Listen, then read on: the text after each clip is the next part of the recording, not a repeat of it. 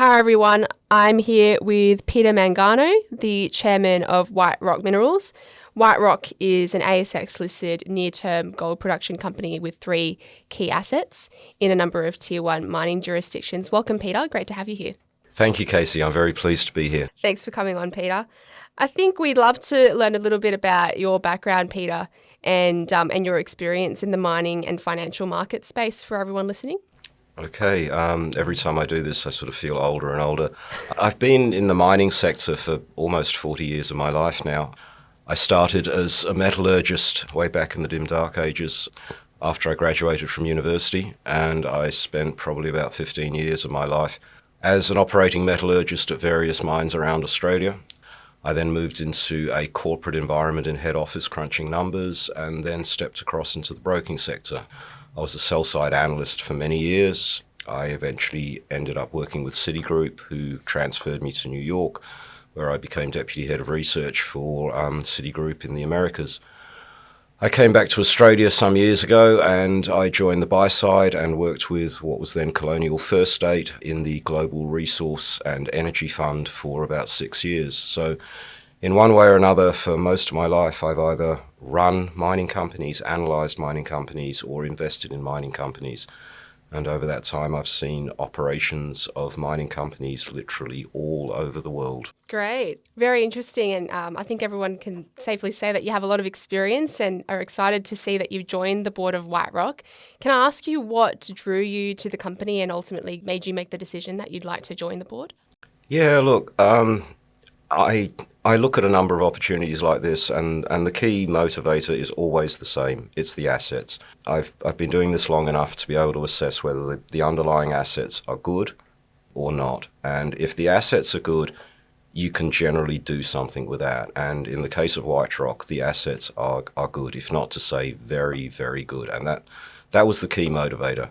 The underlying ore bodies that the company has and the potential that those ore bodies can give is quite remarkable. Most recently, the company announced that the company is looking to restart production at the Morningstar gold mine. Can I get your thoughts and just pick your brain at what this means for the company given the current economic situation and also what the outlook is for the company and its other assets going forward?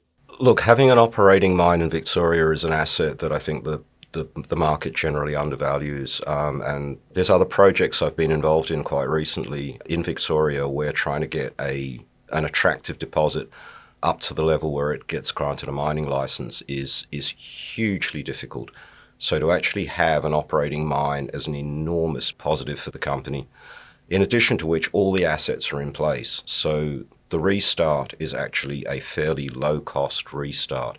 You don't have a massive capital hurdle of building a mine, of building a processing plant and commissioning it. It's all there and ready to go. So the fact that we've got an operation that you can press the button on is a huge positive for the company. Yeah, and I think it's really great news to hear that the company is deciding to press the button on this. It really helps a company when making that transition from explorer to producer, when it has an asset that allows it to really overcome the issues around things such as permitting and supply chain challenges and construction risks in developing a major project. So that all really bodes well. And what are your thoughts on Red Mountain and Mount Carrington, the company's other 2 assets?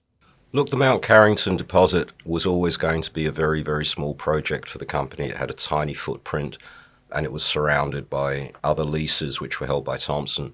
And it made eminent sense for the company to take a farm-in arrangement with Thompson, whereby it was effectively free carried and Thompson was going to earn a 70% interest in the project. So Mount Carrington is pretty much taken care of in terms of its future development. The Red Mountain deposit is an extraordinarily attractive deposit. It's probably one of the most prospective VMS/gold deposits I've seen in quite some time. It is crying out for drill holes. It is hopefully where the company will be going in the not too distant future in terms of its future exploration activity in terms of adding value.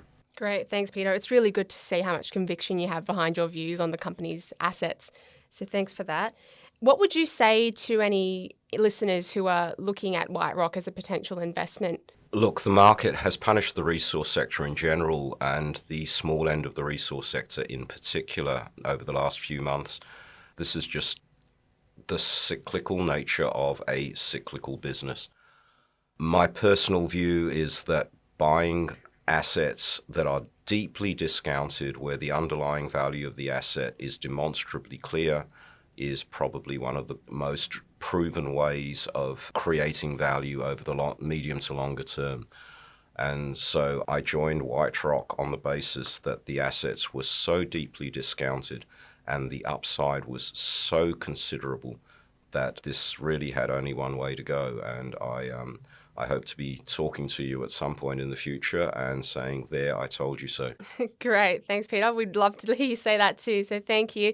It was great having you on board with us. And until next time, thanks a lot. For any listeners who would like to learn more about White Rock, feel free to contact any one of our advisors or click on the link in the description.